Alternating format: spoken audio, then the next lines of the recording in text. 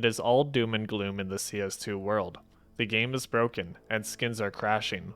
But instead of just harping on how much money everyone is losing, how about we find a way to get out of this mess and in better shape than when you went into it? I have been out of the hardcore investment side of Counter-Strike for quite some time now. For example, if you look at this inventory showcase from almost a year ago, then look at my inventory today, not much has changed. But with these recent price movements, it's time to do some optimizing. Barring any unusual circumstances, I would argue that this update allowing proper usage of community features is the beginning to recovery. And we are starting to see graphs like these. The last month has been a consistent downwards trend for the last few days, but it seems like prices are beginning to stabilize. Now keep in mind that it is not uncommon in this market to see prices stabilize just to fall further the next week, but that's why the bottom may be close, not necessarily here.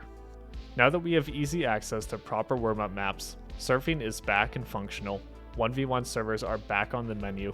Also considering this recent write-up on jumping inconsistencies, it would be assumed that we have a fix coming sooner rather than later, which will save all of the KZ enjoyers. Premiere may still be broken.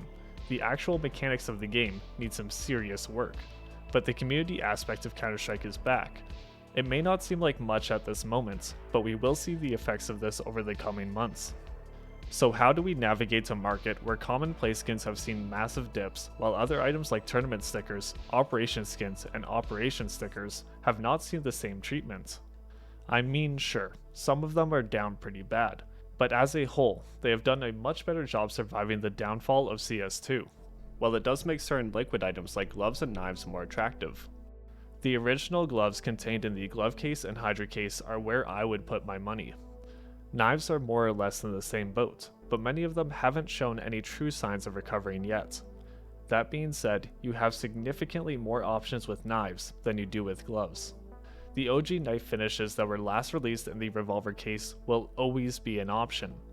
Due to the price of the case, combined with how sharply some of the most iconic knives in the games have fallen in price, I think there's an opportunity here for a quick flip. Huntsman knives in general interest me with the new CS2 lighting. While my new Doppler is still broken, you can see just how large that blade is without looking awkward like the Bowie. I see good potential growth in knives that have good finishes on larger blades. Sorry Stiletto. You certainly look cool, but when I get a Sapphire, I want to see the Sapphire. In general though, if you're looking at knives or gloves, you're betting on the whole market's going up.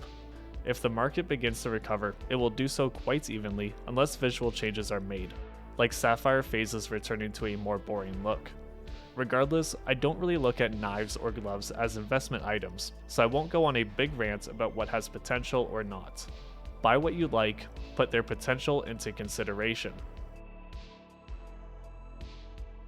With the success of case skins throughout recent years, they can be considered worthy investments, and operation skins have continued to be successful. With the rapid increase in case prices and looking at the unboxing numbers, your goal is just to acquire desirable skins.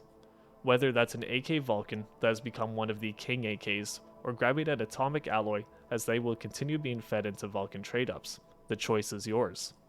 The main collections that catch my eye are the CS20 case, which contains the Wildfire, and has seen an uptick in interest from collectors in the last year. The Horizon case, which contains the Neon Rider. I didn't realize just how many expensive crafts that China has made on this skin. Maybe because it's the perfect skin to match Vice's, and considering Vice prices, this AK is nothing. I wouldn't be surprised if it eventually flips the Vulcan as the case becomes more expensive. I still think the Cartel is undervalued, but maybe I'm alone in that. The Chroma case has become sneakily expensive, yet despite the initial hype when people saw just how much detail the skin has gained on CS2, it has just flatlined. Maybe it's the fact that no one is trading up to these boring coverts. Or maybe because it's nearly impossible to craft on a skin like this. But if I had to gamble on one specific skin, it would probably be a Cartel.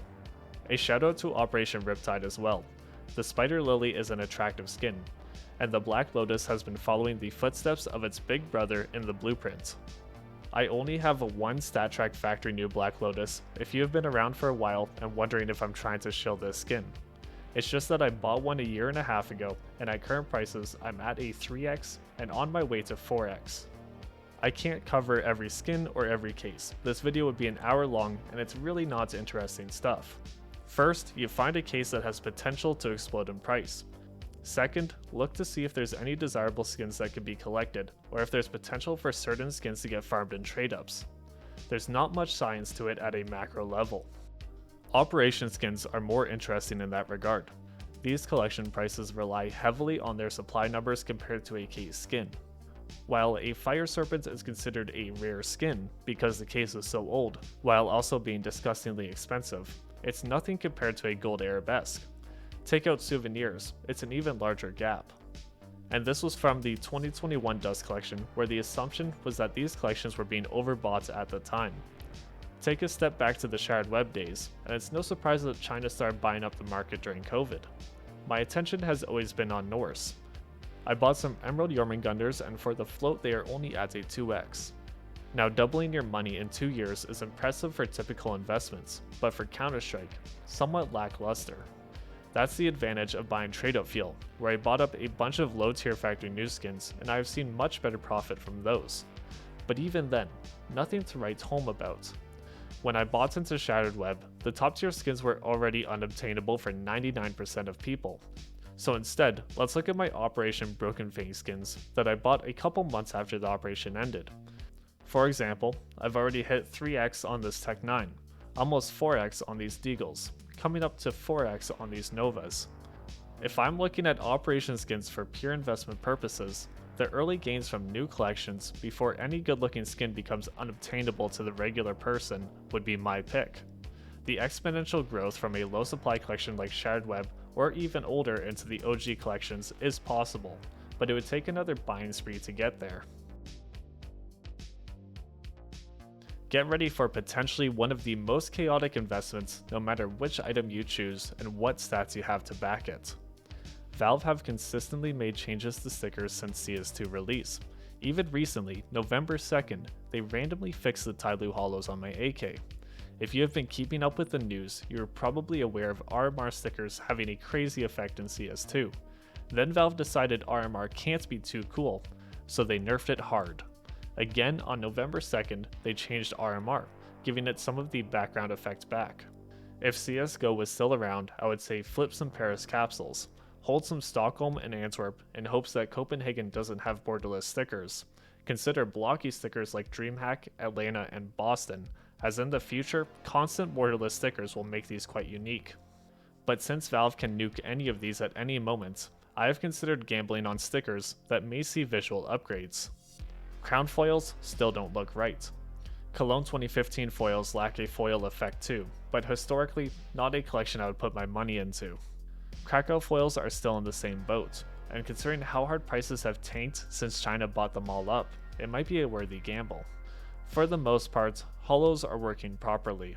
With how fast they changed RMR 2020, I feel like the DreamHack 2014 nerf is permanent at this point. And while Katowice 2014 hollows are still off like the mouse hollow, I doubt there's many people watching this video ready to drop 5k or more on one sticker. If we look at stickers that could see a big boost if changes are not made, aka these stickers look fire in CS2, I have to give a shout out to London 2018 foils. Big boost from CSGO, and very little in terms of price movement on buff, but we are seeing some waves on Steam. Stockholm and Antwerp hollows as a whole saw a buff in CS2. I certainly like the look of Stockholm Copenhagen hollows these days. The Katowice 2019 Vici hollow is much more vibrant in CS2, although crafting opportunities are still limited with a massive white circular sticker. Cologne 2014 overall has seen a visual upgrade as the hollow effect on the background is much more prominent in CS2. Not a big difference when inspecting, but in-game it's quite noticeable. It's up to you if you want to gamble on stickers that may get a buff, or stickers that look great, but could potentially see a downgrade. I find myself doing a bit of both. Cases are cases. Fracture will hopefully get moved to rare drop pool soon. Prisma and Prisma 2 are cheap for rare drops in today's standards. CS20 has a nice op and a fairly low supply for the price. Horizon, Chroma, and Spectrum cases will all be open for specific knives. Revolver for the OG knives. All operation cases are quite expensive these days, with certain skins becoming quite desirable. Cases that are even older are being hunted for unique items, and those with money will continue to hunt. Cases have stagnated in this current market, so it's not even a bad time to buy in. And for now, that's all I have to say. CS2 as a game is in limbo until gameplay and game mode issues are addressed, and various items are in limbo as we wait to see what Valve changes visually. The God's honest truth is that I probably won't be buying or trading many items at this point in time. I might slim down on a few garbage items, but until I see another big change to gameplay or VAC, I'm good just sitting around. At the same time, there's a lot of shilling for items that have very little potential are being manipulated, such as YouTube CS content since shorts became meta, and I hope that there's enough uncertainty in this video that it brings some of those projections back down to earth.